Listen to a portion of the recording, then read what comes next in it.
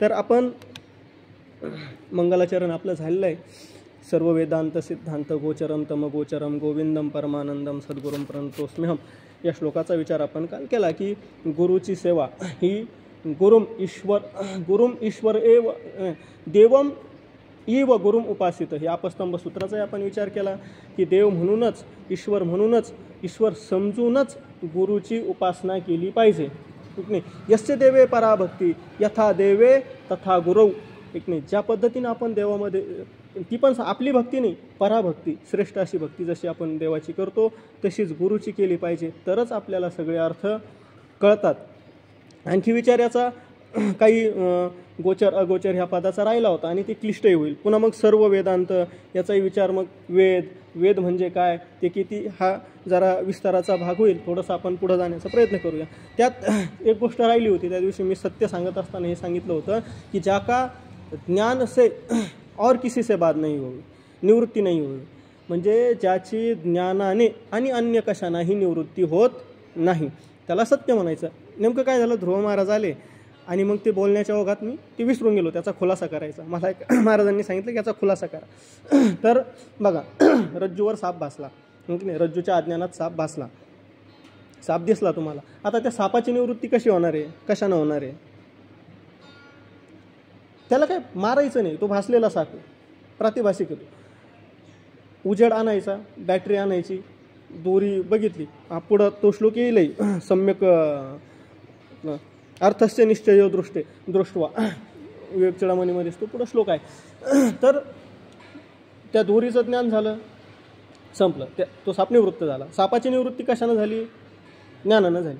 पण व्यावहारिक सापाला मग आता तिथं काय, हा साप आहे याचं ज्ञान करून होणार आहे का? हा अमक्या जातीचा आहे, हा बिनविषारी आहे का, इतक्या वर्ष, हे ज्ञानानं त्याची निवृत्ती होणार नाही. त्याची निवृत्ती कशानं होणार आहे? त्याची निवृत्ती होणार आहे ती कर्मानं होणार आहे. ठीक नाही. तसं ब्रह्म, एक नाही, अधिष्ठान सगळ्यांचं, ज्ञानाला कशी निवृत्ती होणार किंवा कर्म नाही, ते सत्य, अशी वस्तू सत्य आहे. तुम्हाला सांगत होतो. आता आपल्याला पुढचा जो श्लोक बघायचा आहे तो आहे जंतूनाम नरजन्म दुर्लभमतः पुंस्त्वं ततो विप्रता तस्मात् वैदिक धर्म मार्ग परता विद्वत्वम अस्मात् परम आत्मानात्म विवेचनम सोनुभवो ब्रह्मात्मना संस्थितिर मुक्तिर्नो शतजन्म कोटी सुकृतैहि पुण्यैर्विना लभ्यते. याचा जो छंद आहे हा शार्दूल विक्रीडित छंद आहे. शार्दूल म्हणजे सिंह, आहे की नाही? अगदी सिंह गर्जनेप्रमाणे आचार्य सांगतात. आता बघा,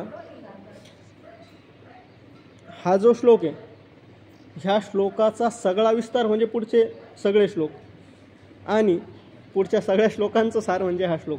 जसं श्रीमद भगवद्गीतेचं भगवंत बोलायला सुरुवात करतात आहे की नाही, असो तो जो श्लोक आहे तो श्लोक संपूर्ण गीतेचा सार आणि संपूर्ण त्या श्लोकाचा विस्तार म्हणजे संपूर्ण गीता. तसं या पद्धतीनं हा श्लोक म्हणजे संपूर्ण विवेक चूडामणीचं सार आणि या श्लोकाचा विस्तार म्हणजे विवेक चूडामणी. तर इथं काय सांगितलं आहे, जंतूनाम नरजन्म दुर्लभम. जंतूनाम, आता जंतू म्हणजे काय? जनी प्रादुर्भावे धातू आहे, त्याला उनादी तू प्रत्यय होतो, त्यापासून हा शब्द बनतो. म्हणजे जो जो जन्म घेतो, जो जो जन्माला येतो, एक नाही, जननशील जो आहे, जंतूनाम जननशीलानाम, जो जो जन्म घेतो तो काय आहे? जंतू आहे. तर जंतू होणं काय दुर्लभ आहे बाबा? काही दुर्लभ आहे का? अहो, कोट्यावधी अब्जावधी जंतू आहेत. आपल्या शरीराचा जरी विचार केला, आपल्या शरीरात करोडो जंतू असतील की नाही? असतील. याच्यामध्ये किती सूक्ष्मपणे विचार केला किती जंतू आहेत आणि त्यात जंतू होणं दुर्लभ काय? त्याच्यात जंतू होण्यामध्ये काही दुर्लभता आहे का? काही नाही. मग असं का म्हटलं की जंतूनाम म्हणजे जंतूंचा नरजन्म दुर्लभ? आता असं आहे की जंतूंचा निर्धाराने सृष्टी केली तर जंतू जे आहेत त्यांचा नरजन्म हा दुर्लभ आहे, पण जंतू होणं सुद्धा एवढं सोपं नाही. त्याचं कारण असं की तुम्ही आम्ही कर्म करतो म्हणजे एक पापात्मक असेल पुण्यात्मक असेल. पुण्य करतो किंवा पाप करतो. पुण्य केलं तर त्याचं फळ काय आहे? स्वर्ग आहे. स्वर्गामध्ये गेला. आणि पाप केलं, पापाचं फळ काय? नरक. नरकात गेला. आता स्वर्गात गेला तर तिथं आपल्याला काही कर्म करण्याचा अधिकार आहे का? नाही. संपलं. तिथं आपण जेवढं भोग भोगतो, म्हणजे जेवढं आपलं पुण्य जमा झालेलं आहे तेवढं तिथं संपवायचं. आता समजा एखादा माणूस इथून अमेरिकेत गेला, विजा काय असेल 10, 12, 14 दिवसाचा, काय महिन्याचा, काय जो असेल तेवढी मुदत संपली की त्याला वापस यावं लागतं. तसं आपलं पुण्य संपलं, सवेची पुण्याची पावटी सरे, सवेची इंद्रपणाची उटी उतरे, येऊ लागती माघारे मृत्यू लोका. ऐक नाही, क्षिणे पुण्य मरते लोक विषंती. पुण्य संपलं की तुम्हाला पुन्हा खाली यावं लागतं. दुसरी गोष्ट, तुम्ही नरकात गेले. आता नरकात गेले आणि वापस आले असं आहे का? काही ना बाबा फिरून येऊ असं आहे का काही? नरकात गेले की तिथंही तुमचं जे काही पाप आहे ते पाप संपेपर्यंत तुम्हाला भोग, दुःख, कष्ट भोगावे लागतात. त्याच्यामुळं कर्म करताना हा विचार करायचा की पाप करतो आहे का पुण्य करतो आहे. पापाचं फळ आहे की नाही, भरपूर भोगावं लागतं. पण काही असे पाप आहेत की मित्रद्रोही कृतघ्नश्च यश्च विश्वासघातकः त्रयस्ते नरकम यांती यावत आभूत संप्लवम. एवढी ही पापाची यादी दिली. मित्रद्रोही, एखाद्या मित्राचा द्रोह करणारा. ऐक नाही, एखादा आपला मित्र आहे, सखा आहे, सुहृद आहे. अर्थात याचे पुन्हा वेगवेगळे अर्थ आहेत. सखा वेगळा, सुहृद वेगळा, मित्र वेगळा, पण मित्र अर्थाने आपण वापरतो. यांचा जर आपण द्रोह करत असू तर आपल्याला नरकात जावं लागेल. कुठपर्यंत माहिती आहे का? यावत आभूत संप्लवम. जोपर्यंत प्रलय होत नाही तोपर्यंत आपल्याला नरकच भोगायचा आहे. त्याच्यामुळे कर्म म्हणजे विचार करावा. मित्रद्रोह आपण कधीही करू नये. दुसरी गोष्ट सांगितली, कृतघ्नश्च. कृतघ्न माणूस, एखाद्याने आपल्यावर उपकार केले असेल तर ते विसरणारा जो आहे त्यालासुद्धा यावत आभूत संप्लवम, जोपर्यंत प्रलय होत नाही तोपर्यंत नरकामध्ये दुःख भोगावं लागतं. आहे की नाही? एखाद्याने आपल्यावर उपकार केले असेल तर आपण त्याची जाणीव ठेवली पाहिजे. असं आहे. म्हणून एक श्लोक आहे की एकमेवाक्षरम यस्तु गुरु शिष्यम प्रबोधयेत पृथिव्याम नास्ति तद्द्रव्यम यद्दत्वा चानृणी भवेत. अख्ख्या पृथ्वीवर असं द्रव्य नाही, आहे की नाही, की जे दिल्यानंतर आपण गुरुच्या ऋणातून मुक्त होऊ.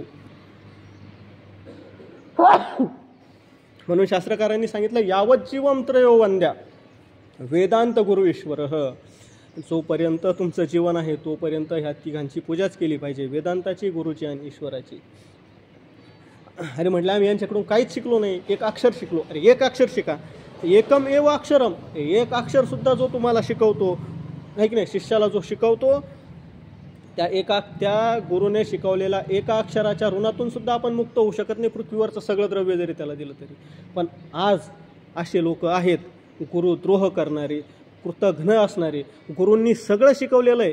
कथा गुरूंनी शिकवली, कीर्तनं शिकवले, कीर्तनात अभंग कोणता घ्यायचा हे फोन करून गुरुला विचारतो, गुरु सांगतो. आणि असो, गुरुबद्दल आदर तर राहिलाच बाजूला, पण असो जाऊ द्या, कोळसा उघडला तितका काळा असतो. पण यावत आभूत संप्लवम, जोपर्यंत प्रलय होत नाही तोपर्यंत अशा माणसांना नरकात पडावं लागेल. हे माझ्या माणसं नाही, हे शास्त्र सांगतं. आणि शास्त्रावर आपला विश्वास असला पाहिजे, आहे की नाही? शास्त्रावर विश्वास असला पाहिजे आणि गुरुवर विश्वास असला पाहिजे. पण हल्ली झालं आहे काय, गुरुवरही विश्वास असतो की नसतो माहीत नाही. म्हणजे मला असे लोक माहिती आहेत, नावही सांगू शकेल मी, की बाबा हां आम्ही यांच्यासोबत का राहतो, यांचे जे शिष्य आहेत, यांचं जे भक्तमंडळ आहे, खूप श्रीमंत लोक आहेत, मग आपल्याला ते जोडायचे म्हणून. की काय झालं, म्हणजे काय गुरुबद्दल आदर आहे का काय? आता काय म्हणावं अशा लोकांना, आहे की नाही? आम्ही यांच्याकडे शिकण्याला आहे का, यांच्या ओळखीचा आपल्याला लाभ झाला पाहिजे. अरे काय चेष्टा आहे का काय? असो. तर शास्त्रकारांनी एक कथा मी मागेही सांगितली असेल, महाभारतामध्ये ही कथा येते की एक पांतस्थ रस्त्यानं चालला होता. काय त्याला झालं असेल, राजधानीत जाऊ यावं. मध्ये एक जंगल होतं. आता त्या जंगलामध्ये एक हंस होता. तो हंस असा होता, योगभ्रष्ट होता. तो हंस ब्रह्मलोकामध्ये जायचा, ब्रह्मदेवाकडे. ब्रह्मदेवाकडून ब्रह्मज्ञान श्रवण करायचा, विद्या श्रवण करायचा आणि त्या राजाला ऐकवायचा. तर जंगलामध्ये तो हंस आणि हा पांथस्थ थकला थोडा अंधार पडायला लागला, तिथं झोपला. मग त्या हंसानं विचार केला की हा आपल्या झाडाखाली आलेला आहे की नाही, अतिथी हा पाहुणा आहे, अतिथी देवो भव, अतिथी देवासारखा असतो, त्याची सेवा केली पाहिजे. मग विचारलं, महाराज तुम्हाला काही तहान भूक काही? त्याला तहान लागलेली होती. एका द्रोण केलं एका पानाचं, त्यात पाणी आणून दिलं, काही फळं बिळं आणून दिले, काही फळं सांगितले इथं झाडे इथं फळ, ते सगळं झालं. शांतपणे जेवण केलं, तृप्त झाला, झोपला. आता हा तहानलेला होता, भुकेलेला होता, याला अन्न दिलं, पाणी दिलं, उपकार केले की नाही? आता उपकाराविषयी कृतज्ञ असलं पाहिजे की नाही? कृतज्ञ असलं पाहिजे. पण हा होता कृतज्ञ. यानं हा नाही विचार केला की आपल्याला कोणीही विचारत नव्हतं आणि याला आपण फळं आणून दिले, ह्या हंसानं पाणी आणून दिलं, आपली झोपण्याची व्यवस्था केली नाही, काय. त्यानं विचार केला की ठीक आहे, आता आपलं रात्रीचं जेवण झालं, उद्या आपल्याला प्रवास करायचा आहे, पण सकाळी आता नाश्ता करावा लागेल. त्यानं तो हंसच कापला, शिजवला, खाल्ला. तर राजाचं काय होतं, राजाला तो हंस रोज सकाळी सकाळी विद्या सांगायचा. राजा विचार करतो, हंस अजून आपल्याला विद्या सांगायला का आला नाही, कुठं गेला हा हंस? मग राजांनी सगळे गुप्तहेर पाठवले. असं एक शास्त्र आहे की जारेन पश्यंती गंधेनं पश्यंती गावं, अशी सुरुवात आहे. गायी कशानं बघतात म्हणले, गायी डोळ्यांना नाही बघत, गंधानं बघतात. म्हणून तुम्ही कधी गायीकडे बघितलं असेल ते वास घेतात, हे की नाही. आपण सगळे शेतकरी माणसं आहे, काय वास घेतात आणि मग ते ठरवतात. तसं राजा जो आहे, जारेन पश्यंती राजानः, राजे जे लोक आहेत ते जारेनं म्हणजे दूतांच्याद्वारे बघत असतात. मग सगळे गुप्तचर पाठवले. मग लक्षात आलं की ह्या जंगलामध्ये त्या राजहंसाचे पंख पडलेले आहेत, आणि ते काय लई वेळ झाला नसेल. मग त्याला शोधलं, ठीक आहे, राजासमोर हजर केलं. राजा म्हटले, काय ह्या हंसाला तू मारलं? म्हटले मी मारलं. का मारलं? त्यानं सांगितलं सगळं, असं असं झालं. ठीक, म्हटले त्यानं तुला पाणी दिलं, जेवण दिलं, एवढे उपकार तुझ्यावर त्यानं केले, तू कृतज्ञ राहायला पाहिजे होतं, कृतज्ञ झालास तू, तुझा शिरच्छेद करायचा. ठीक, त्याला कापून टाकलं. पण राजा म्हणला, मी ज्या गुरुकडून शिकत होतो त्या गुरुची याने हत्या केली, याला जाळू नका, याला गावाच्या बाहेर फेकून द्या. गावाच्या बाहेर फेकून दिलं. म्हणजे याला कुत्रे गिधाडा खाऊन टाकतील. त्यानं कुत्र्यानंही खाल्लं नाही, गिधाडानंही खाल्लं नाही. आता काय करायचं? 4-5 दिवस झाले, शरीर सडतं, दुर्गंध यायला लागला, राजधानीत सगळा दुर्गंध. राजाने विचार केला, काय झालं? अरे ते प्रेत सडलेलं दिसलं. मग आता काय करायचं? भूतं बोलवली. तर सांगितलं की हे मांस, हे कुत्रं गिधाडही मांस खात नाही आहेत. भूतांना सांगितलं, प्रेतांना सांगितलं की हे मांस तुम्ही खा. त्या भूतांनी सांगितलं, कृतघ्न मांसाचं मांस आम्ही खात नाही.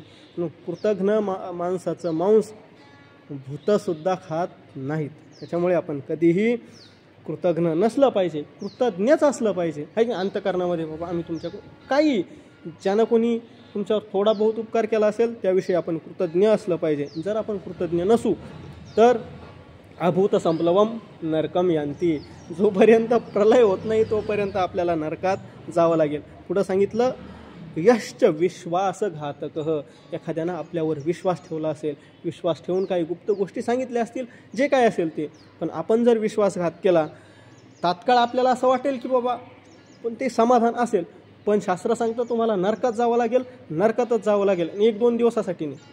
जसं धर्मराजाला नरकाला चक्कर मारून यायला सांगितलं होतं तसं नाही. जोपर्यंत प्रलय होत नाही तोपर्यंत तुम्हाला नरकातच जावं लागेल, एक नाही. त्रयः ते नरकम यांती यावत अभूत संप्लवम. आता मला सांगा, ही जर पापं आपण केली असेल, आणि कलियुगामध्ये तर सगळे असे लोक दिसतातच तुम्हाला, जागोजागी पावला पावलाला तुम्हाला विश्वासघातकी भेटतील, पावला पावलाला कृतज्ञ भेटतील, पावला पावलाला मित्रद्रोही भेटतील, ठीक नाही. मग जोपर्यंत प्रलय होत नाही तोपर्यंत जर हे नरकात जातील तर मग यांचा जन्म कुठं? नरकात कुठं जन्म होणार आहे का नाही? म्हणजे जंतू होतील का? हे नाही. दुसरी गोष्ट, ठीक आहे बुवा, आता तुम्ही तुमचं पाप नरकात जे भोगायचं होतं ते भोगलं, मग आता पाप थोडंफार शिल्लक राहिलं असेल, ते पाप तुम्ही नरकात नाही भोगू शकत. मग तुम्ही जंतू झाले, मग तुम्ही जन्माला आले. जन्माला आले म्हणजे पुन्हा 4 प्रकारच्या खाणी आहे की नाही. आपण म्हणतो की नाही 84 लक्ष योनी आणि 4 प्रकारच्या खाणी. तर त्याच्यामध्ये उद्भिज, अंडज, उद्भिज, श्वेदज, अंडज, जारज अशा 4 प्रकारच्या खाणी आहे. तर उद्भिज म्हणजे काय? जे जमीन पोडून वर निघतात, झाडं बियातून जे वर निघतात. आता विचार करा, झाड झाले तुम्ही समजा, तर त्याला काय बोलता येत नाही, काही करता येत नाही. तुम्हाला फळं लागली चांगली चांगली, लोक तिकडं दगडं मारू राहिले, किती कष्ट आहे तेव्हा, आहे की नाही असं. किंवा स्वेदज, जे घामापासून, श्वेत म्हणजे घामापासून जे निर्माण होतं, ठीक नाही. आता तुम्ही कधी बघितलं आहे का, समजा गहू एकदम छान वाळवले तुम्ही, त्यात कशाचाच म्हणजे काय नाही, एक कीटक नाही त्याच्यामध्ये, कोठीत घातले, कणगीत घातले, कुठं घातले असेल तिथं घातले. मग अचानक समजा तुम्हाला ज्यावेळेस गरज पडली तुम्ही काढले, त्यात बादळं झालेले असतात. ते बादळं कुठून झाले?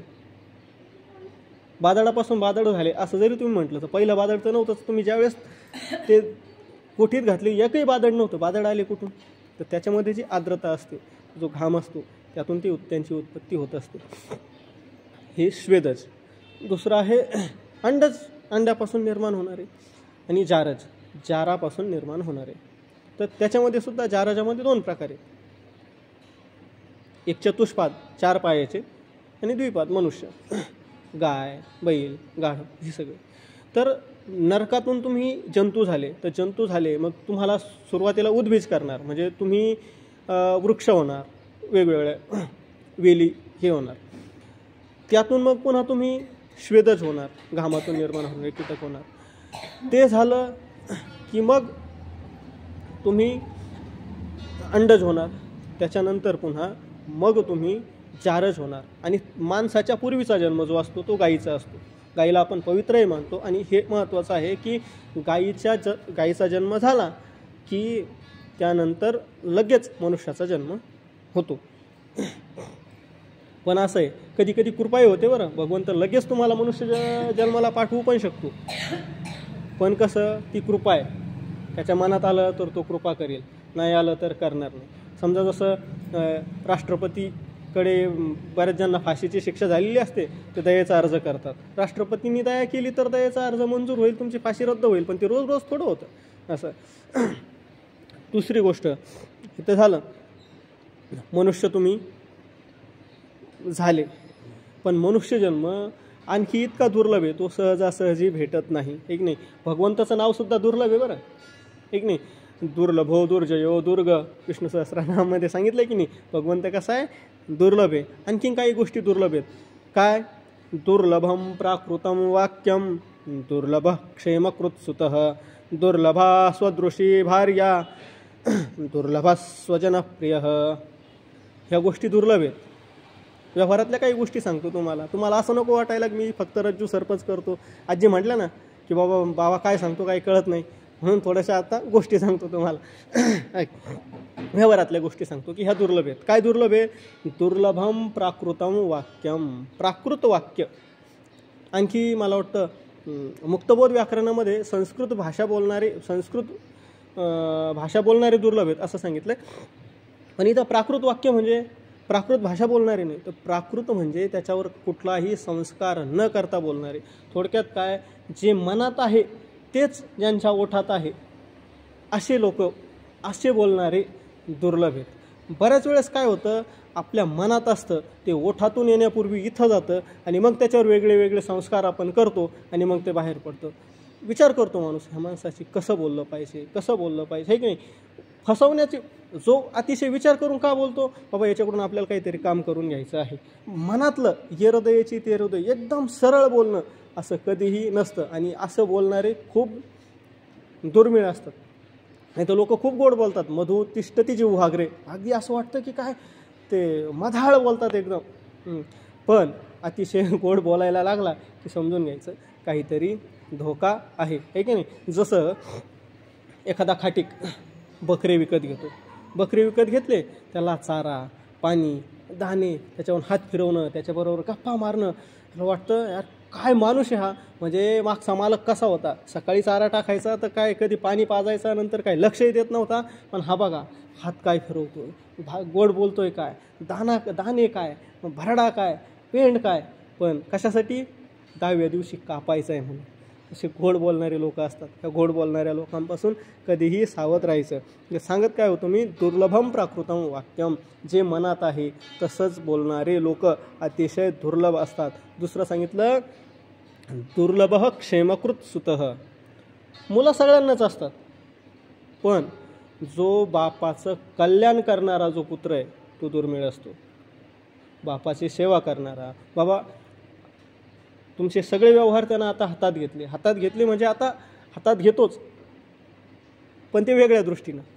पण तुम्हाला काहीही करू देत नाही. आता तुम्ही आयुष्यभर भरपूर कष्ट केलेले आहेत, आता मी सगळे कष्ट करतो, तुम्ही फक्त आराम करा. आता तुम्ही काय करा, तुम्ही विचारसागर ऐकायला जा, एखादा वेदांताचा ग्रंथ ऐकायला जा, तीर्थयात्रा करा किंवा अन्य गोष्टी, चातुर्मास करा, असं सांगणारी मुलं ऐक नाही किती दुर्मिळ असतात. बाबा तुम्ही दानधर्म करा, ऐक नाही पायीवारी करा, आहे का असे मुलं?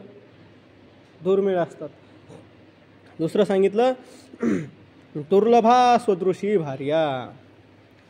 तुमच्या मनासारखी, जसा तुमचा स्वभाव आहे तशी बायको मिळणं हे सुद्धा अतिशय दुर्लभ आहे. नाहीतर बायका शक्यतो उलट्या स्वभावाच्या मिळत असतात, ठीक नाही. हा असतो अलीकडचा तट, ती असते पलीकडचा तट. कधी दोघांचं हे होतच नाही, ठीक नाही, मनोमिलनही होत नाही. आणि मग संसारामध्ये काय सगळ्या कटकटी. 6 गोष्टी सुखाला कारण सांगितल्या आहेत महाभारतामध्ये. त्याच्यामध्ये सांगितलं आहे प्रियांच भार्या प्रियवादिनीच वशश्च पुत्र अर्थकरीच विद्या. अशा 6 गोष्टी आहेत, मला 4 आठवल्या. त्याच्यामध्ये सांगितलं आहे की बायको प्रियांच भार्या प्रियवादिनीच, ती तुमची प्रिया असावी आणि प्रिय बोलणारी सुद्धा असावी. म्हणजे थोडक्यात ती तुमच्यावर प्रेम करणारी असावी आणि गोड बोलणारी असावी. म्हणजे 2 बायका करा असं महाभारत सांगत नाही, ते दोन्ही विशेषण आहेत. ती गोडही बोलणारी असली पाहिजे आणि प्रेमही करणारी असली पाहिजे. अर्थकरीचे विद्या, तुम्ही जे शिकू राहिले त्यातून तुम्हाला पैसा मिळाला पाहिजे, ठीक नाही. आयुष्यभर शिक्षण घेतलं इंजिनिअरिंगचं आणि करतोय शेती, जे शिक्षण घेतलं ते तुम्हाला धनलाभाला कारण झालं पाहिजे. आणि वश ज्याचा पुत्र आहे, सुखाला कारण काय होतं हे महाभारतकार सांगतात. समर्थसुद्धा सांगतात काय, मनासारखी सुंदरा ती अनन्या, मनासारखे पुत्र जामात कन्या. सुखाला काय कारण आहे, तुमची बायको मनासारखी असली पाहिजे, ती अनन्य असली पाहिजे, हे की नाही. अनन्य म्हणजे पतिव्रता असली पाहिजे. आणि काय मनासारखी सुंदरा ती अनन्या, मनासारखे पुत्र जामात कन्या. तुमचा मुलगा तो सुद्धा मनासारखा आहे, तुमची कन्या ती सुद्धा मनासारखी आहे आणि तुमचा जावई सुद्धा मनासारखा आहे. शक्यतो मनासारखा नसतो. पूर्वीच्या काळी म्हणायचे जामातो दशमग्रह, आहे की नाही. म्हटले हे शनी वाईट आहे आणि हा वाईट आहे आणि हा ग्रह वक्री आहे.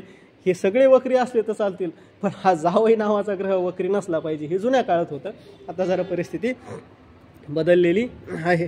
तर सांगत काय होतो मी, काय सांगत होतो,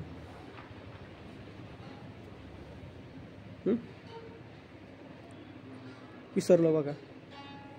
खरोखर हां नाही बदललं, पण त्याच्या आधी काय सांगत होतो, सुखाची कारणं सांगत होतो. प्रिया, आहे की नाही, बायको. कारण मी हे लिहून हे नाही केलं, जे आहे बसायचं बोलायचं. तर बायको ही मनासारखी असणं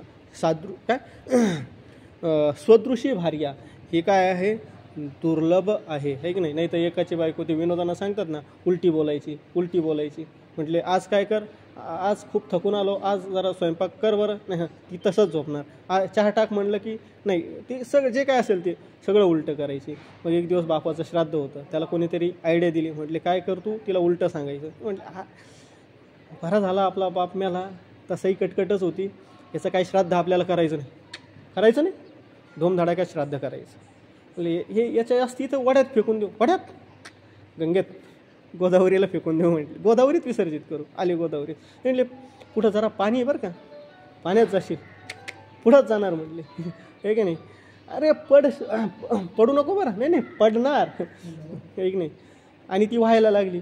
आता लोकांनी सांगितलं, जे बाकीचे होते पोहणारे, की म्हटले अरे इकडं खाली जा म्हणे.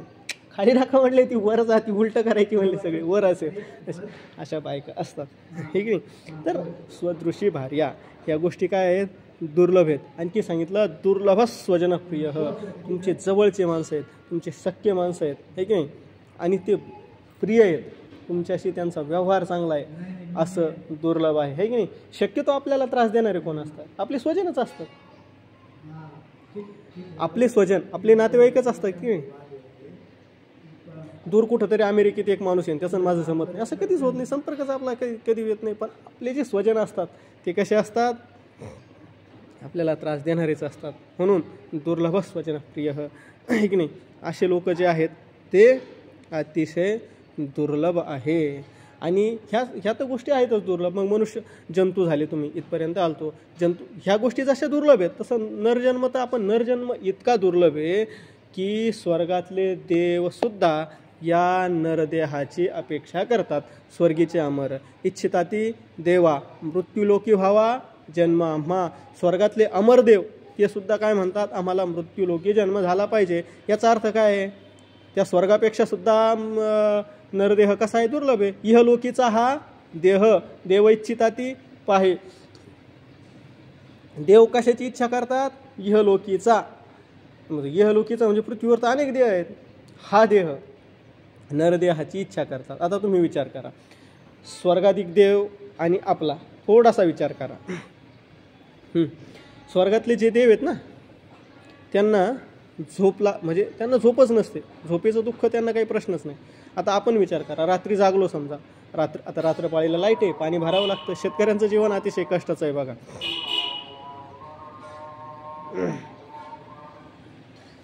चला, ते आवाज येत आहेत त्याबद्दल आपण न बोललेलं बरं, त्याचा अर्थही कधीतरी आपण सांगूया. तर स्वर्गातले जे देव आहेत त्यांना झोपेचं दुःख म्हणजे आता आपण विचार करा, आपण रात्रभर पाणी भरलं तर सकाळी चेहरा उतरतो की नाही, उतरतो की नाही, डोळे तारवटतात सारखं. तुमचं जर समजा 40 नंतर जागरण झालं, ॲसिडिटी होते, पित्त वाढतं, झोप येत नाही, चेहरा सुकून जातो. हे का होतं, झोप नसल्यामुळे. हे की नाही, झोप नसेल तर तुम्हाला किती कष्ट होतात. अगदी एका रशियन आणि एक फ्रेंच शास्त्रज्ञ त्यांनी संशोधन करून सांगितलं की, रशियन शास्त्रज्ञ सांगतो की जर 72 तास तुम्ही अजिबातच झोपले नाही तर तुम्ही वेडे व्हाल. आणि फ्रेंच शास्त्रकार शास्त्रज्ञ त्यांनी 10 दिवसाचं सांगितलं. 10 दिवस जर तुमच्या डोळ्याला डोळा लागला नाही तर तुम्ही वेडे व्हाल. म्हणून जुन्या काळामध्ये शिक्षा द्यायची, काय, त्याला जागं ठेवायचे. दुसऱ्या महायुद्धाच्या अशा शिक्षा दिल्या आहेत की बस याला झोप नाही लागू द्यायची. तर झोप. पण देव न वै देवा हसो, पण ती देवांना झोपेचा प्रश्नच नाही. हे की नाही, दुःख आहे का त्यांना, काही नाही. आपण थोडंसं जागृत झाली, दुःख आहे तेव्हा नाही. बरं, न वै देवा हा अश्नंती, देवांना तहान भुकेचंही काही नसतं. तहानभुकीवर आपणही उपाय करू शकतो. त्याच्यासाठी 2 वनस्पती आहेत, बला आणि अतिबला आहेत. त्या महाराष्ट्रात बऱ्याच ठिकाणी भेटतात. 7 दिवस तुम्हाला तहानभूक त्यानं जाणवत नाही. किंवा एक विद्या आहे, गायत्री मंत्राचं अनुष्ठान आहे. ते जर तुम्ही केलं तर वर्षानुवर्ष तुम्हाला तहानभुकेचा त्रास जाणवणार नाही. रामायण आपण ऐकतो की, रामायणामध्ये 14 वर्ष प्रभू रामचंद्रांनी किंवा ह्या सगळ्यांनी उपवास केला, त्यांना तहानभूक का जाणवली नाही, कारण त्या विद्येचं त्यांनी अनुष्ठान केलं होतं.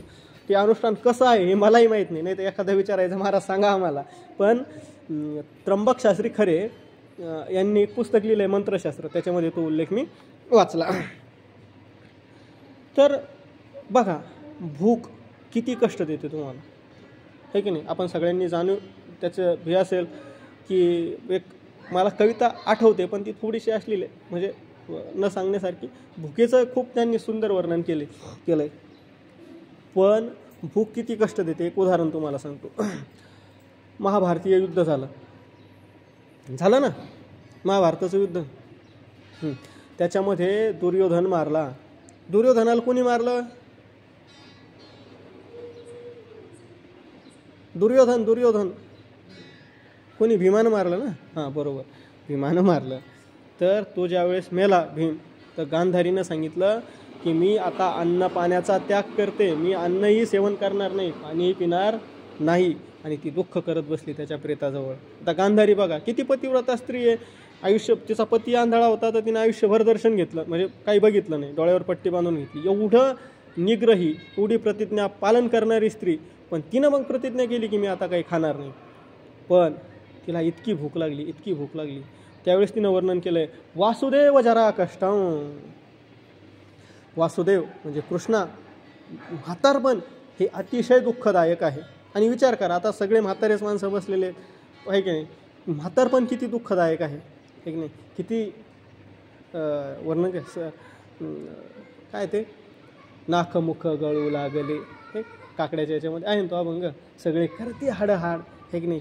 कधी डोकंच दुखतं, कधी पायच दुखतात, कधी डोळे दिसत नाही काय, आणि त्यांना कोणी विचारत सुद्धा नाही, अशी परिस्थिती. एका महाराजांकडे आम्ही गेलो तिथं मधुकरीला. तर तिथे एक बाई होत्या, आजी होत्या. त्यांना त्यांच्या मुलानं काढून दिलेलं होतं. त्यावेळेस सहज मी असं बोललो त्यांना म्हटलं, त्या खूप गप्पा मारायच्या. आजीला म्हटलं, आजी म्हातारपणी हातपाय चालवले पाहिजे आणि तोंड बंद ठेवलं पाहिजे. म्हाताऱ्यांचं उलटं होतं, हातपाय चालत नाहीत पण तोंड चालू राहतं. पण जाऊ द्या, मला हे सांगायचं आहे, आज तुम्ही समाजात बघा, इतरत्र सगळं सोडून द्या, काय परिस्थिती आहे त्या वृद्धांची, किती कष्टदायक आहे त्यांचं म्हातारपण. हजारोत लाखोत एखादा मुलगा असतो की जो म्हणजे नाहीत असं नाही, मला माहिती आहे. आमच्या आजोबा आत्ताच 1 वर्षही झालं नाही, त्यांची सेवा असतात, सेवा करणारी लोक असतात, पण तरी म्हातारपण हलवते. जोवरी चाळणा गा, आहे की नाही. जोपर्यंत हातपाय चालतात तोपर्यंत काय सगळे म्हणती माझा, आहे की नाही. आणि पास सगळं एकदा संपलं, जोवरी मोठा चाले धंदा तोवरी बहीण म्हणे दादा, एकदा की तुमच्याकडून अर्थप्राप्ती संपली, तुमचं आहे की नाही, तुमची इन्कम संपली बस. म्हातारपण कष्टदायक आहे. ती सांगते की वासुदेव जरा कष्टम, म्हातारपण खूप कष्टदायक आहे. आणि त्याच्यापेक्षा एकुलता एक मुलगा असावा आणि तो मरावा तारुण्यात, किती दुःखदायक आहे की नाही. एकुलता एक मुलगा आहे, आपल्या म्हातारपणाची काठी आपण त्याला म्हणत होतो आणि ती काठीच नाही राहिली, किती कष्ट आहे. पण ती सांगते की त्याच्यापेक्षा सुद्धा सगळ्यात जास्त कष्ट जर काय असेल तर भुकेचं कष्ट आहे. म्हणून तिनं काय केलं, आता खूप भूक लागली म्हणून त्यात एक झाड होतं, त्या झाडावर फळ लागलं होतं, तिचे हातच पुराणा. मग तिनं काय केलं, ती त्या दुर्योधनाच्या मड्यावर उभा राहिली आणि ते फळ तोडलं आणि आपली भूक मिटवली, आहे की नाही. किती भुकेचं किती कष्ट हे सांगायचं होतं मला. म्हणजे शास्त्रकार सांगतात, भुभुक्षित किम न करोति पापम. अरे भुकेलेला माणूस, ज्याला भूक लागलेली काय पाप करणार नाही. विश्वामित्रानं जे मांस खाल्लं, मांस भक्षण निषिद्ध सांगितलं आहे, आणि विश्वामित्रासारखा ऋषी मांस भक्षण करतोय, कशामुळं, भुकेमुळं. त्या उत्स्थित चांद्रायणाची कथा उपनिषदामध्ये आलेली आहे, खूप विस्ताराने ती सांगण्यासारखी कथा आहे. पण हे सांगायचं आहे की भुकेलेला माणूस काहीही करू शकतो, किती दुःख त्याला आहे. पण देव काय, देवांना नवय देवा हा असणंती, देवांना तर ताण भुकेचं काही नाही. बरं, दुसरे देवाचे जे देव आहेत ते कसे आहेत, दिव्य देव आहेत. त्यांना काय, त्यांना सर्दी होते का, नाही. बरं, दुसरी गोष्ट, देव जे भोग भोगतात, आता आपण जे भोग भोगतो, आपल्याला जो आनंद मिळतो तो कसा असतो, कधी आनंद मिळतो, है की नाही, कधी सुख मिळतं, कधी दुःख मिळतं जीवनामध्ये. असं आहे का. समर्थ विचारतात, जगी सर्व सुखी असा कोण आहे, विचारी मना तूची शोधोनी पाहे, है की नाही. जगामध्ये सर्व सुखी मनुष्य असा कोणी आहे का, कोणीच तुम्हाला सापडणार नाही, कोणीच नाही. पण जगामध्ये सर्व दुःखी असा कोणी आहे का. आपल्या जीवनामध्ये ठीक आहे किंवा दुःख दुःख दुःख, पण सुख आलंच नाही असं आहे का, आलं की सुख, आलंय सुख. म्हणून शास्त्रकारांनी सांगितलं की नातू आपल्या अंगा खांद्यावर खेळतोय आणि दाढीची खुंट ओढतोय, किती सुख येते. पण आपल्या जीवनामध्ये सुखही आलं, दुःखही आलं. जसं आपण सगळे शेतकरी माणसं आहे, शेण खाली पडलं आणि तुम्ही ते उचललं, फक्त शेण येतं का सोबत, माती पण येते. तसं फक्त सुखच तुमच्या जीवनात आहे का, नाही. चक्राप्रमाणे कधी दुःख कधी सुख, कधी दुःख कधी सुख, पण ह्या गोष्टी तुम्हाला मिळत असतात. सुख मिळतं, दुःख मिळतं, है की नाही. पण स्वर्गातले जे देव आहेत ते सुख भोगायला लागले की सुखच सुख, तिथं दुःखाचा काही प्रश्नच नाही. बघा त्यांचे भोग, त्यांच्या भोगाचा विचार करा, किती दिव्य. आपल्याला, आपण सकाळी सकाळी चहा पितो, चहा पिऊ नये पण पितो समजा, आणि त्याला अमृततुल्य नाव देतो. पण स्वर्गातल्या देवांना चहा आहे का, नाही, साक्षात अमृत आहे. तिथलचे भोग दिव्य, आहे की नाही. तिथं म्हातारपणाचं कष्ट नाही, तिथं भुकेचं कष्ट नाही, तिथं झोपेच, आहे की नाही, अनिद्रेचंही कष्ट नाही, काहीच नाही. तरीसुद्धा ते देव या नरदेहाची अपेक्षा करतात. म्हणजे या नरदेहामध्ये काहीतरी विशेष असलं पाहिजे की नाही. ज्या अर्थी स्वर्गातले देव म्हणतायत की आम्हाला नरदेह मिळाला पाहिजे, आणि स्वर्गातल्या देवांना सुद्धा मिळत नाही, म्हणजे नरदेह दुर्लभ असला पाहिजे की नाही, असला पाहिजे, आहेच. म्हणून भागवतामध्ये सुद्धा सांगितलंय, दुर्लभो मानुषो देहो, मनुष्य देह हा अतिशय दुर्लभ आहे, श्रीमद भागवतामध्ये सांगितलं आहे. किंवा तुलसीदासजी सांगतात, बडा भाग मानुष तन पावा, सुर दुर्लभ सदग्रंथन गावा. हा खूप तुमचं काहीतरी पुण्य आहे, खूप तुमचं काहीतरी भाग्य आहे की हा मनुष्य देह तुम्हाला मिळालेला आहे. आणि हा कसा आहे, भाग्यानंच मिळाला. हे मीच सांगतोय असं नाही. तर ते सांगतात की सदग्रंथन गावा. सदग्रंथांनी सुद्धा काय सांगितलेलं आहे की खूप तुमचं भाग्य आहे की तुम्हाला मनुष्य देह मिळालेला आहे, है की नाही. आता जरी समजा याच्यामध्ये काय, हा देह नाशिवंत बळमूत्राचा बांधा वरी चर्म, हे जरी असलं, हे जरी सत्य असलं, म्हणून बंकट स्वामी महाराज एक दृष्टांत सांगायचे. ते म्हणायचे की एक माणूस रस्त्यानं चालला होता, त्यानं विष्ठा बघितली आणि नाक वाकडं केलं. ऐक नाही काय म्हटलं हे, तर त्या विष्ठेनंच म्हटलं म्हणे, अरे तू माझ्याकडे बघून नाक वाकडं करू नको. मी कालपर्यंत हलवायाच्या दुकानामध्ये काचेमध्ये जिलाबीच्या रोपत होते, फक्त माझा आणि माणसाचा संपर्क झाला तर माझ्यावर ही वेळ आली. म्हणजे मनुष्यदेह कसा आहे, पण तरीसुद्धा मनुष्यदेह हा दुर्लभ आहे. का? कारण मनुष्यदेहाची ह्याच देहानं तुम्ही मुक्त होऊ शकता, परमानंद प्राप्त करू शकता. आता याच्यामध्ये सुद्धा काही पूर्वपक्ष सांगता येतील की काही गर्भातच मुक्त झाले, ठीक आहे की नाही. मग विवेक, वैराग्य, समाधी, षटक, श्रवण, मनन हे न करता कसं काय मुक्त झाले, किंवा गजेंद्र, अन्य काही चित्तर हे पक्षीसुद्धा मुक्त झाले. त्याचा आपल्याला उत्तर पक्षही करता येईल, त्याचा विस्तार खूप होईल. तर सांगायचं काय, मनुष्यदेह हा दुर्लभ आहे, ठीक नाही. का? पुन्हा तेच, आपण ब्रह्मज्ञान याच देहानं प्राप्त करू शकतो आणि भक्तीसुद्धा याच देहानं करू शकतो, है की नाही. देवाला समजा देवाला स्नान घालायचं आहे, ठीक नाही. असं कधी झालं का की गाढवाने देवाला स्नान घातलं, पंचोपचारी गाढवाने पूजा केली, है की नाही, म्हशीनं हरिपाठ केला, असं होत आहे का? असं कधीही होत नाही. पण मनुष्यदेह हा असा दुर्लभ आहे. तुकाराम महाराज आणखी एके ठिकाणी सांगतात, हा मनुष्यदेह दुर्लभ कसा आहे. लाभला हा देह काकताली न्याय. काकताली न्याय म्हणजे काय? काक म्हणजे कावळा आणि ताली म्हणजे टाळी. तर एक राजा होता, त्याला अशी लहर आली कावळा पकडण्याची. आता जुने राजे, त्यांना काय लहर येईल काय सांगता येत नाही, ठीक नाही. अकबर बिरबलाच्या सगळ्या कथा तुम्ही वाचून घ्या, त्या तशाच आहेत.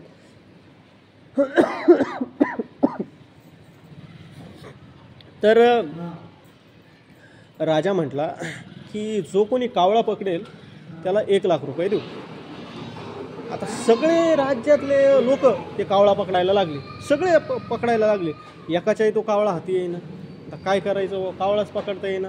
तेवढं ते एक आंधळं होतं, ते सहज असं टाळी वाजवायला लागलं आणि त्याच्या हातात तो गुतला.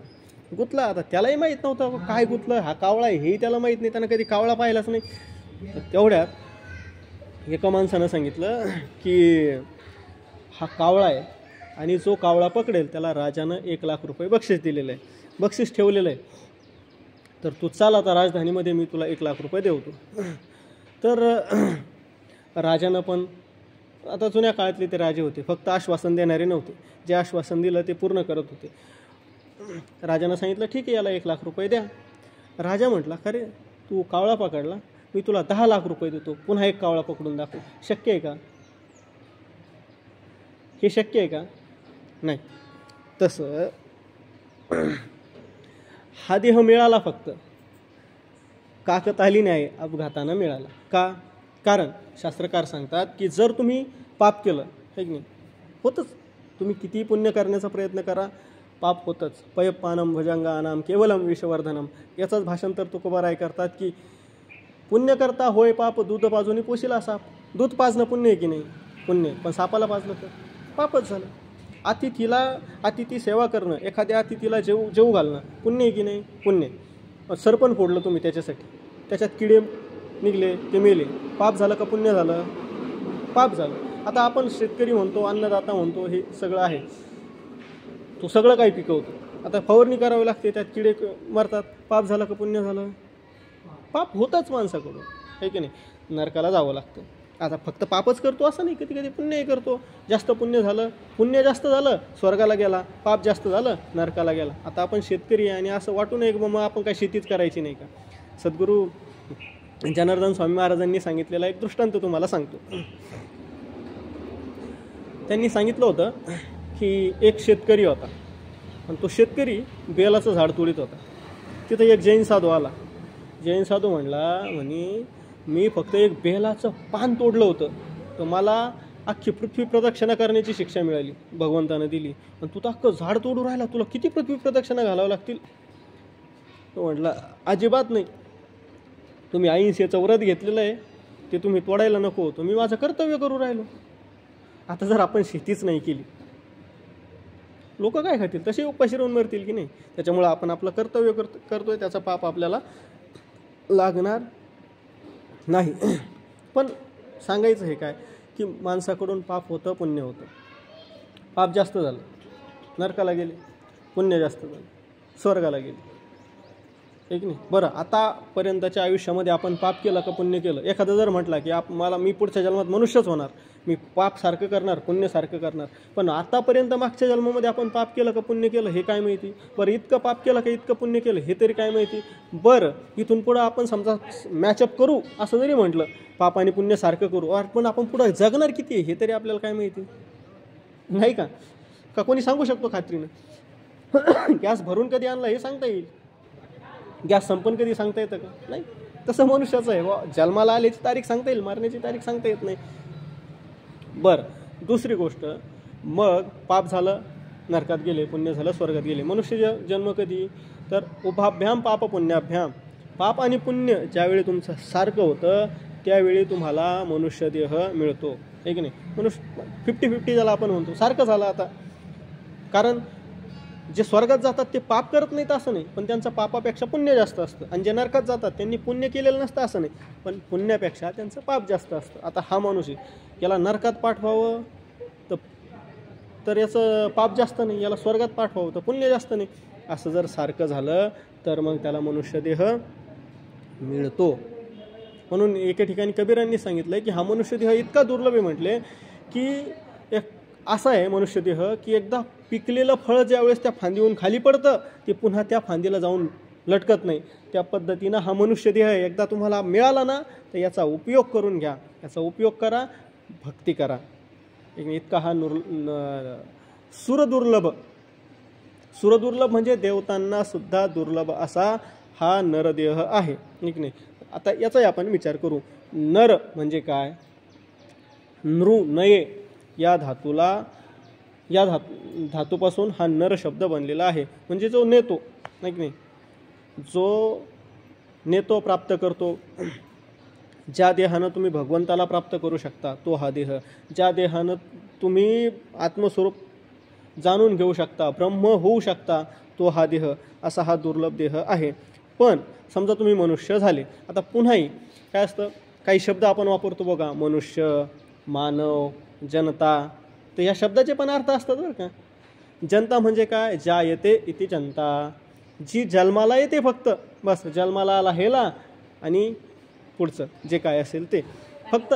हां, पाणी वाहून मेला, एक नाही, फक्त जन्माला यायचं, कधी सत्संग करायचं नाही, कधी भक्ती करायची नाही, काहीही करायचं नाही, कोणताही नियमाचं आचरण करायचं नाही, बस फक्त जगायचं म्हणून जगायचं. खा प्या आणि मजा करा, ईट ड्रिंक अँड बी मेरी, असं त्यांची जीवनशैली असते. तर ही झाली जनता. आता मानव, आपण मानव आहोत का विचार करा. मा म्हणजे अज्ञान, न म्हणजे निवृत्त करून, आणि व म्हणजे वर्तन करणारे. आता आपण तसे आहोत का, अज्ञान आपण घालवलं आहे का नाही. बरं, मनुष्य एक नाही, मनुष्य जे वंशज आहेत. आता नर या शब्दाचा आपण विचार करू. ये क्षुद्र विषयेषु न रमन्ते ते नराहा, जे विषयामध्ये क्षुल्लक अशा विषयामध्ये जे रमत नाहीत ते कोण आहेत, ते नर आहेत. आणि जर आपण विषयामध्ये रमत असू तर आपण नर आहे का वानर आहे. ये विषयेषु रमन्ते ते नराहा न नराहा किंतु वानराहा, त्यांना वानरच म्हणायचं आहे. पण नर या शब्दाचा अर्थ आत्मज्ञान प्राप्त करून घेणं महत्त्वाचं आहे. आता समजा आपल्याला आपण हे सगळं केलं, 84 लक्ष योन्या फिरलो, मनुष्यदेह देव दुर्लभ आहे पण मिळाला.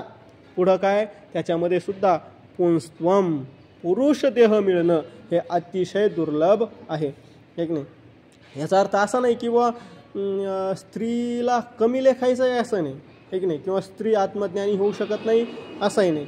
गार्गी हे नाव ऐकलंय का तुम्ही? नाही ऐकलं बाबा? गार्गी नाव ऐकलं? याज्ञवल्क्याचं नाव ऐकलं असेल, याज्ञवल्क्य ऐकलंय. तर एकदा जनकाने असं सांगितलं की जो ब्रह्मज्ञानी आहे, ह्या सगळ्या विद्वानांना बोलवलं आणि सांगितलं की जो ब्रह्मज्ञानी असेल त्यांना मी 1000 गायी देईन. त्या कशा, आपण जसं आपण म्हणतो की मेलेले गाय बामणाला दान, तसं नाही, अतिशय धष्टपुष्ट अशा गायी, त्यांना त्यांच्या म्हणजे शिंगाला सोन्याच्या शंभ्या बसवलेल्या, त्यांच्या याच्यावर त्या खुरांवर चांदीचे पत्रे बसवलेले, अशा एकदम सजवलेल्या शृंगारलेल्या 1000 गायी देईल. कोणाला? जो ब्रह्मज्ञानी असेल त्याला. आले, सगळे आले. आता स्वतः कशाला कोण म्हणेल आहे की नाही मी ब्रह्मज्ञानी म्हणून? सगळे शांत, कोणीच काय, सगळे शांत बसले. मग याज्ञवल्क्य म्हटले चला, शिष्यांना सांगितलं चला घ्या रे या गाई. बसले. मग बाकीचे लोक डोकं लावायला लागले, महाराज आम्ही सुद्धा इथं आहोत, तुम्ही स्वतःला काय ब्रह्मज्ञानी समजतात काय, असं तसं हे ते, ह्या सगळ्या गोष्टी झाल्या. मग त्यांना काही प्रश्न विचारले, त्यांनी उत्तरं दिले. त्याच्यामध्ये एक विदग्ध शाकल्य म्हणून आहे, त्यांनी काही प्रश्न विचारले. ह्या बऱ्याच गोष्टी झाल्या. सगळ्यांचं बोलणं झाल्यानंतर सगळे हारले. आता त्या गायी त्यांना मिळणार. त्यावेळेस गार्गीनं त्यांना विचारलं होतं, 2 प्रश्न विचारले होते. मग त्या प्रश्नाची त्याच्यामध्ये खूप मोठा विस्तार आहे त्या उपासनेचा याचा ज्ञानाचा. तर त्याच्यामध्ये सांगितलं, त्यावेळेस ती गार्गी म्हटली होती की आता मी जाहीर करते की हेच सगळ्यात मोठे ब्रह्मज्ञानी आहेत. जर म्हणजे याज्ञवल्क्यांसारख्यांची परीक्षा घेणाऱ्यासुद्धा ब्रह्मवादिनी स्त्रिया आपल्याकडे होत्या. आणि संत आपल्या शेजारच्या संत बहिणाबाई पाठक किंवा आपल्या वारकरी संप्रदायामध्ये अनेक स्त्रिया आहेत की ज्या मुक्त झालेल्या आहेत, पण तरीसुद्धा स्त्रीदेहाला काही मर्यादा आहेत, ठीक नाही. रजोधर्म या काही गोष्टी. आता समजा एखाद्या पुरुषानं ठरवलं की बाबा मी काशीला जाऊन ह्या गुरुकडे शिकणार, हे तो करू शकतो, पण महिलांनी त्या मर्यादा येतात की नाही.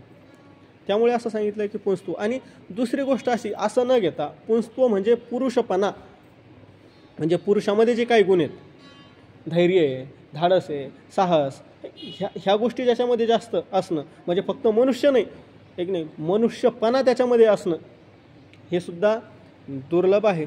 आणि दुसरी गोष्ट, स्त्रियामध्ये स्वाभाविक काय असतं, आसक्ती असते, प्रेम असतं, स्नेह असतो. मग ते परिवारामध्ये, मुलामध्ये यात जास्त गुंतलेले असतात. म्हणून पुरुष होणं हे दुर्लभ सांगितलं. आणि त्याच्यापेक्षा सुद्धा सांगितलं विप्रता. आता विप्र म्हणजे ब्राह्मण नाही बरं. आपला वेळ झाला बोलण्याच्या ओघात, माझ्या लक्षात नाही आलं, पण तरी विप्र या शब्दाचा थोडासा आपण विस्तार करूया की विप्र म्हणजे काय.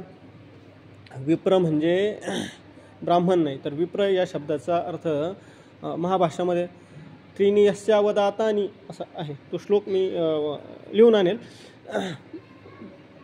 त्यांनी 3 प्रकार केलेले आहेत. जातीनं म्हणजे आध्यात्मिक, अधिदैविक आणि अधिभौतिक. आध्यात्मिक, अधिदैविक आणि अधिभौतिक, ठीक नाही. किंवा विद्यया याती विप्रत्वम, जो शिकतो त्यालाही विप्र म्हणायचं. जर जमलं तर उद्या या गोष्टीचा आपण विस्तार करूया. झालेली सेवा सद्गुरू दत्तगिरीजी महाराजांच्या चरणी समर्पित करतो आणि थांबतो. ओम पूर्णमदः पूर्णमिदं पूर्णात् पूर्णमुदच्यते पूर्णस्य पूर्णमादाय पूर्णमेवावशिष्यते. ओम शांती शांती शांती.